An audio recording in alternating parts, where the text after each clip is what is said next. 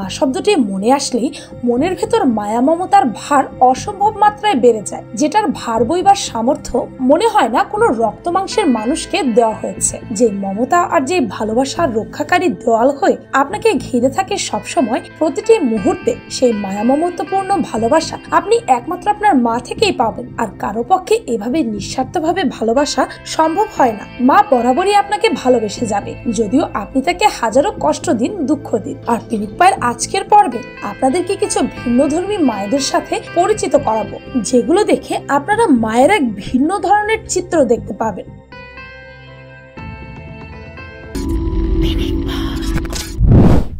Anatolia ভার্টাডেলা। মেয়েদের বলা হয় 30 বছরের পর সন্তান কনসিভ করা কঠিন, আরো কিছু বয়স বাড়লে তো কথাই, কিন্তু অ্যানাটোলিয়া কথা শুনলেই তাদের মাথা ঘুরে যাবে, কারণ 101 বছর বয়সে তিনি সন্তানের মা হয়েছেন। তার একটি ফুটফুটে পুত্র সন্তান হয়েছে।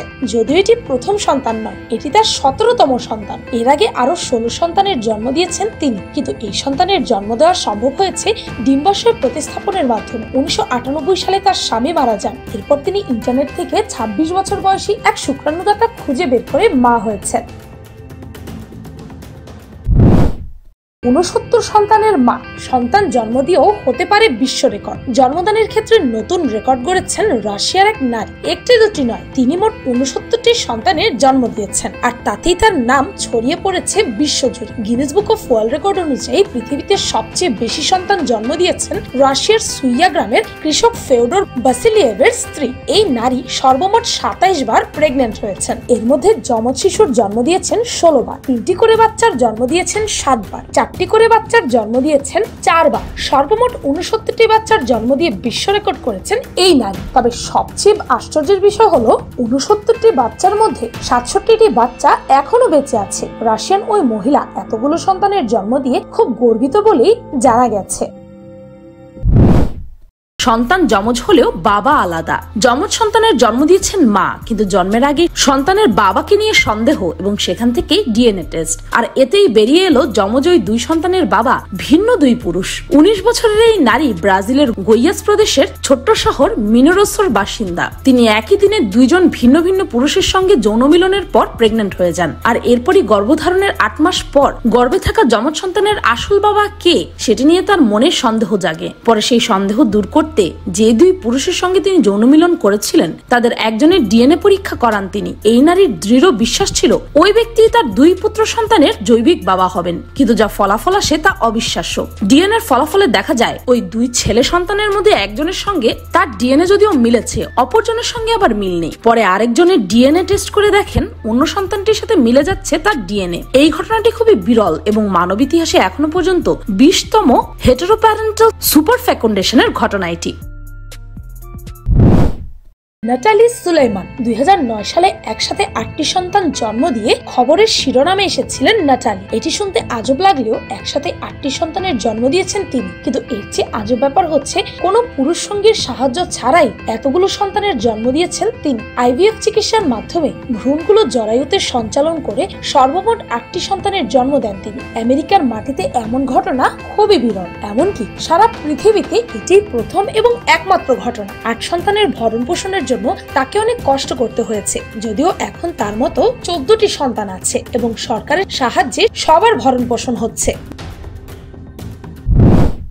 মারিয়াম নাফটানজি। মায়ের বয়স 39 বছর হলেও তিনি জন্ম দিয়েছেন 38টি সন্তান। সেই সাথে একার দায়িত্বে 38টি সন্তানের ভরণ পোষণ করে চলেছেন আফ্রিকার উগান্ডায় বসবাসরত মারিয়াম নাফটানজি। ছোটবেলায় মাত্র 3 দিন বয়সে তাকে ফেলে রেখে গিয়েছিলেন তার মা। দাদির কাছে মরিয়ম বড় হন। মরিয়মের দাদি 12 বছর বয়স হলে তাকে এক প্রকার জোর করে বিয়ে দিয়ে দেন। এর 1 বছর পরই মরিয়মের কোলজুড়ে আসে যমজ সন্তান। এতে খুব খুশিও হয়েছে মরিয়ম, কিন্তু এই প্রক্রিয়া চলতেই থাকে। টানা 4 বার যমজ সন্তানের জন্ম দেন মরিয়ম। তাই এর থেকে রক্ষা পেতে চিকিৎসক মরিয়মের গর্ভনিয়ন্ত্রণের অপারেশন করতে বলে, কেননা কোনো গর্ভনিয়ন্ত্রক ঔষধও তার পক্ষে মারাত্মক হতে পারে। কিন্তু স্বামী তার কথায় মোটেই কর্ণপাত করেননি, আর এতে চিকিৎসকের আশঙ্কাই সত্যি হয়। পরপর 4 বার ট্রিপলেট অর্থাৎ একসঙ্গে 3টি সন্তান এবং 5 বার কোয়াড্রুপ্লেট অর্থাৎ একসঙ্গে 4টি সন্তানের জন্ম দেন মরিয়ম। তিনি সব মিলিয়ে 44টি বাচ্চার জন্ম দেন। তবে তাদের মধ্যে বেঁচে রয়েছে 38 জন। এরপরই তাকে বাড়ি থেকে বের করে দেন স্বামী। এ সময় অন্য এক নারীকে বিয়েও করেন তিনি। তখন জীবনের সবচেয়ে বড় চ্যালেঞ্জের সামনে দাঁড় করিয়েছিল তার ভাগ্য। 38টি সন্তানকে ভালো শিক্ষা, খাবার কিভাবে দেন সেটাই তাকে চিন্তিত করে তুলেছিল। তবে হাল ছাড়েননি মরিয়ম। নানা ধরনের কাজ করে সংসার চালান তিনি। থমাস হলেন পৃথিবীর প্রথম পুরুষ যিনি পুরুষ হয়েও গর্ভের সন্তান ধারণ করেছিলেন। তার বিবাহের পর দেখা যায় তার স্ত্রী বাচ্চা ধারণ করতে অক্ষম, কারণ তার স্ত্রী ছিলেন একজন পুরুষ যিনি সার্জারির মাধ্যমে নারী হয়েছিলেন। এদিকে থমাস ছিলেন একজন নারী যিনি সার্জারি করে পুরুষ হওয়ার প্রক্রিয়ায় ছিলেন, কিন্তু তার নারী যৌনাঙ্গ তখনও রেখে দিয়েছিলেন তিনি। তাই এক শুক্রাণুদাতা খুঁজে সে 3 সন্তানের মা হন, আর এই সন্তানদের স্তন্যপান করিয়েছেন ন্যান্সি। বেটি মেবেরেকো। জিম্বাবুয়ের বেটি মেবেরেকো তার নিজের ছেলেকে বিয়ে করেছেন। শুধু কি তাই, 40 বছরের এই মা তার নিজের পুত্রের সন্তানেরও জন্ম দিয়েছেন। তিনি বলেন যে তার ছেলের বাবা মারা যাওয়ার পরে তাদের মধ্যে বিশেষ সম্পর্ক তৈরি হয়। এরপর তিনি নিজের ছেলেকেই বিয়ে করে ফেলেন। এই ঘটনার পর মা ও ছেলেকে জিম্বাবুয়ের গ্রাম থেকে তাড়িয়ে দেওয়া হয়। এরপর একটি অচেনা শহরে তারা চলে যায় এবং সেখানেই একসাথে বসবাস করেন। তাদের এখন একটি 3 বছরের ছেলে রয়েছে, তবে তারা এখন ঠিক কোথায় বসবাস করছে তা কেউ জানে না। Stacey Herald. অস্টিওজেনেসিস ইমপারফেক্টা নামে এক বিরল রোগে ভুগছেন স্টেসি। রোগের জন্য তার স্বাভাবিক উচ্চতা বাড়েনি, যেমনটা সাধারণ মানুষের বেড়ে থাকে। তার উচ্চতা মাত্র 2 ফুট 4 ইঞ্চি। এমতো অবস্থায় যখন নিজের চলাফেরাই কঠিন, তখন মা হওয়া আরো বেশি কঠিন। আর নিজের সন্তানেরও এই রোগ হওয়ার সম্ভাবনা তো আছে, কিন্তু এরপরও স্টেসিকে কোনো কিছুই দবিয়ে রাখতে পারেনি। তিনি 1-2টি নয়, এখন তিনি 3 সন্তানের মা। প্রথম 2 সন্তান সুস্থ থাকলেও তৃতীয় সন্তানের শরীরে মায়ের রোগ দেখা গেছে।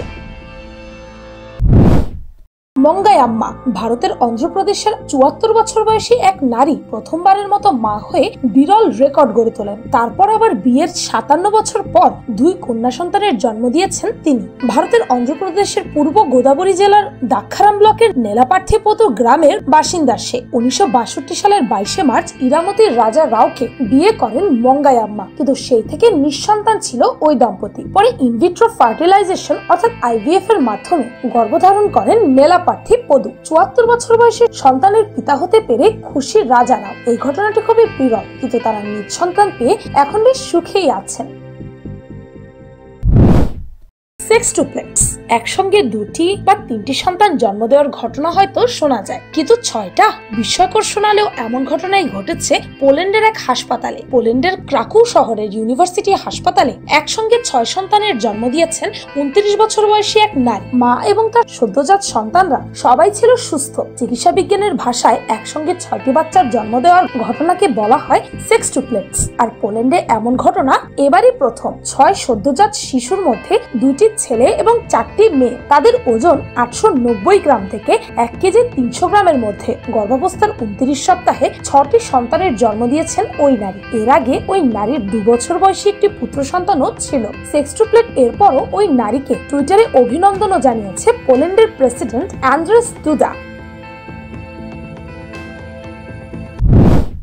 পেটে 40 বছর ধরে বাচ্চা এক বৃদ্ধা পেটের কিছু সমস্যা নিয়ে হাসপাতালে ভর্তি হন। এক্স-রে রিপোর্ট দেখে হতবাক হয়ে যান তিনি। পরীক্ষা নিরীক্ষায় তার পেটে স্টোন বেবি বা পাথুরে ভ্রূণ ধরা পড়ে, যাকে চিকিৎসা বিজ্ঞানের ভাষায় বলা হয় লিথোপেডিয়ন। কলম্বিয়ায় 2013 সালের ডিসেম্বরে ওই 68 বছর বয়সী এস্টেলা নামের বৃদ্ধার পেটে পাথুরে ভ্রূণের সম্পর্কে গণমাধ্যমে প্রচারে শোরগোল পড়ে যায়। প্রায় 40 বছর ধরে এর অস্তিত্ব সম্পর্কে কোনো ধারণাই ছিল না তার। চিকিৎসকদের পরিভাষায় যা অতি বিরল ঘটনা। একে স্টোন বেবিও বলেন তারা।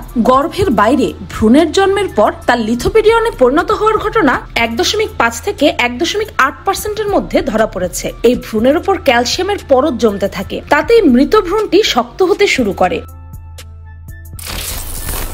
2টি সন্তান বেশি নয়, তবে একটি হলে ভালো হয়, এটি তো আমরা সবাই জানি, কিন্তু কজন বা মানি? আপনি কি জানেন আফ্রিকাতে কত শিশু না খেয়ে মারা যায়? রাতে কখনো রেলওয়ে স্টেশনে গিয়েছেন?